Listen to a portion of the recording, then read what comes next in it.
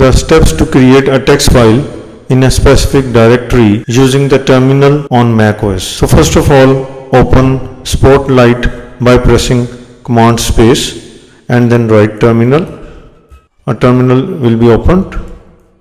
Clear the screen by using the clear command and increase the font size by Command plus button. The second step is navigate to the desired folder by using cd command. So for example, we go to downloads folder by using cd command.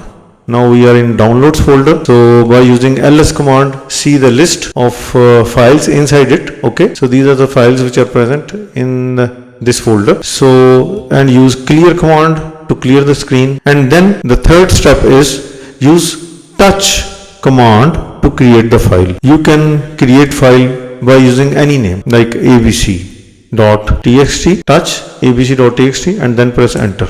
So the file is created. So we can see that file by using ls command. This file is created here. abc.txt is created. Okay.